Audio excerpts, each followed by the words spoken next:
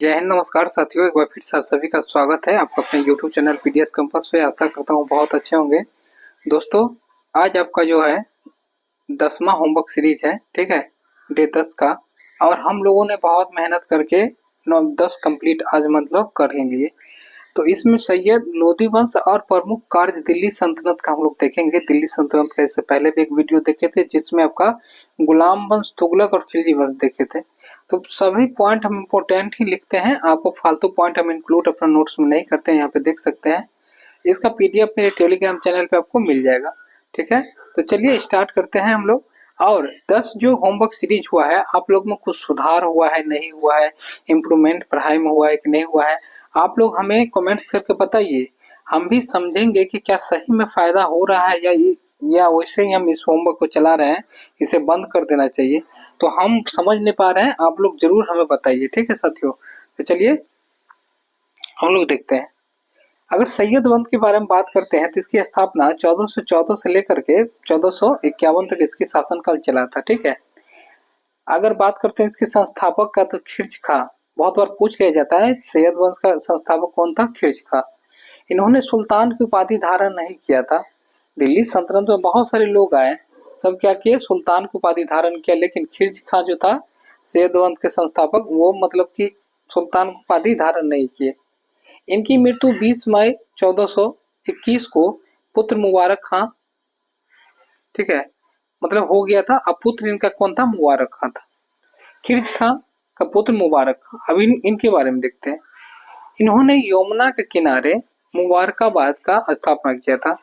देखिए यहाँ से क्वेश्चन बस यही बनता है कि खिर्ज खां के बारे में बस पूछा जाएगा, ठीक है, 1-2 पॉइंट।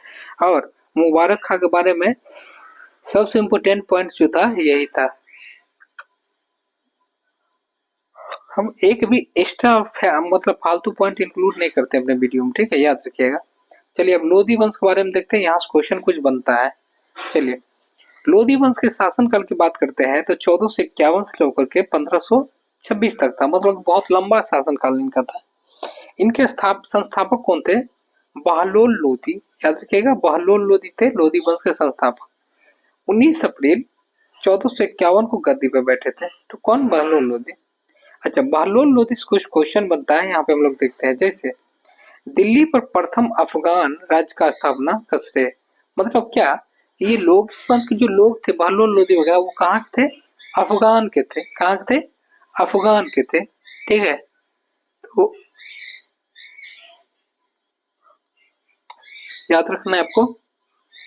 इन्होंने बहलोल सिक्के का प्रचलन किया। बहुत सारे शासक जो भी हुए हैं अलग अलग सिक्के का प्रचलन किया है। आपसे पूछा जाएगा यदि क्वेश्चन कि बहलोल सिक्के का किसने मतलब कि प्रयोग किया था, प्रचलन किया था, तो बहलोल लोधी, ठीक है। अपने सरदारों को खड़ा रहने पर खुद भी खड़ा हो जाते थे। ये क्वेश्चन इंपॉर्टेंट है कि दिल्ली सल्तनत का ऐसा कौन सा राजा था जो दरबार में अपने सरदारों को खड़ा होने पर खुद खड़ा हो जाते थे, तो वो बहलोल लोधी थे। बहुत महत्वपूर्ण क्वेश्चन है, याद रखिएगा, ठीक है।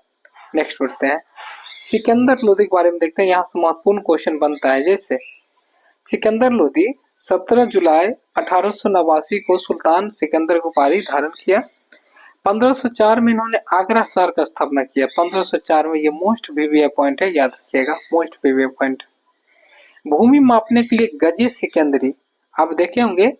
अब बाद में जैसे देखिएगा, आगे चलिएगा ना, टोडरमल वगैरह भी मतलब क्या बोलते हैं, अकबर के समय में अलग अलग आया, जैसे कि शेर शाह सूरी द्वारा। तो ऐसे ही करके जो है मेन रूप से आपकी ये चीज है कि इन्होंने सिकंदर लोधी के समय, सिकंदर लोधी ने क्या किया था, गजे सिकंदरी का प्रचलन किया था, जो कि भूमि मापने के लिए। आपसे क्वेश्चन बन सकता है कि गजे सिकंदरी क्या है, तो भूमि मापने के लिए। अच्छा, गजे सिकंदरी का मतलब प्रचलन किसने किया था, सिकंदर लोधी। आगरा को अपनी राजधानी बनाया। आगरा एक नया शहर का स्थापना किया था, तो दिल्ली से राजधानी कहाँ ले गई, आगरा। और आगरा को राजधानी बनाने वाला तो सिकंदर लोधी सेकेंड, क्योंकि इन्हीं ने आगरा का स्थापना भी किया था, करवाया था। नेक्स्ट, इन्होंने नगरकोट ज्वालामुखी मंदिर को तोड़ करके कसाई में मांस तोलने के लिए दे दिया। मतलब इसे कट्टरता कहा जा सकता है, मुस्लिम हिंदू का कट्टरता। हिंदू का जो मंदिर था नगरकोट के ज्वालामुखी मंदिर, वहां की मूर्ति को तोड़ करके कसाईयों में मांस बांटने के लिए दे दिया गया। क्वेश्चन तो ऐसा बना नहीं है, बनता नहीं है, लेकिन आप डीप में जब जाइएगा तो वहां पे इस सब चीज को मेंशन करना पड़ता है। मुस्लिम को तजिया, ये बहुत भी है। मुस्लिम को तजिया, स्त्री को पीर, पीर मतलब पीर, पीर पर जाकर जो चादर चढ़ाया जाता है कुछ भी, और संतों को मजार जाने पर रोक। मतलब इतना कट्टर ये आदमी था कि देख सकते हैं मुस्लिम को भी यहाँ पर क्या किया कि रोक लगा दिया गया। ठीक है, जैसे मुस्लिम को तजिया पर, महिलाओं को पीर पर, और आपको संतों को, ठीक है, मजार पे जाने पर रोक लगा दिया। नेक्स्ट बढ़ते हैं।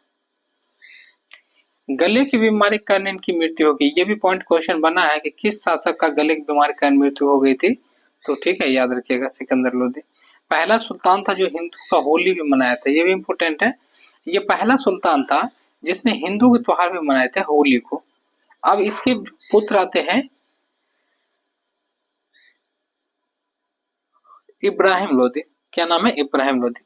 21 अप्रैल 1526 को पानीपत का प्रथम युद्ध जब हुआ था, इब्राहिम लोदी को बाबर ने हरा दिया था। ठीक है, अच्छा, बाबर का जो युद्ध हुआ था, इसमें प्रथम बार आपको सबसे पहले तोप का प्रयोग किया गया था। ये क्वेश्चन पूछा है, इसलिए हम बोले हैं। अच्छा, बाबर को भारत में कौन आमंत्रित किया था? तो इब्राहिम लोदी। इन्हीं जो चाचा थे जिसका नाम था आलम खां, और पंजाब के शासक थे दौलत खां, इन दोनों ने यहाँ पे इन्हें बुलाया था। जब बाबर यहाँ पे लूटे थे धन, तो बाबर को लगा कि नहीं, अब हम लोग लूट के जाएंगे नहीं, हम लोग यहाँ पे बस जाते हैं। ठीक है, याद रखिएगा इस पॉइंट। चलिए नेक्स्ट बढ़ते हैं। दिल्ली, दिल्ली सल्तनत के प्रमुख कार्य देख लेते हैं, जहां से क्वेश्चन बनता है उसी पॉइंट को हम इंक्लूड किया है। जैसे सल्तनत काल में मंत्री परिषद को कहा जाता था मजलिस खलबत। ठीक है, ये कहा जाता था। अच्छा, बारे, बारे खास मतलब क्या होता था? खास लोगों के लिए, मतलब सुल्तान एवं सभी दरबारियों, खान अमीरों को, ठीक है, कहलाता था। खान और अमीर लोग भी रहते थे, बड़े बड़े स्तर के लोग, उनके लिए। ठीक है, नेक्स्ट बढ़ते हैं। बरीद किसे कहा जाता था? तो बरीद का नहीं, बारे खास, ये देख लिए, बरीद कहा जाता था सुल्तान के जो सबसे वफादार होते थे, विश्वासी आदमी, उसको बरीद कहा जाता था। याद रखिएगा, बरीद। अब नेक्स्ट बढ़ते हैं। विभिन्न विभाग, दीवाने खैरात मतलब दान विभाग, फिरोज शाह तुगलक ने इसके स्थापना किया था। दीवाने बंदगान आपका दान विभाग, फिरोज शाह तुगलक ने स्थापना किया था। दीवाने इस्तेमाक जो है पेंशन विभाग। दीवाने मुस्तखराज जो है आपका वित्त विभाग, अलाउद्दीन खिलजी द्वारा स्थापना।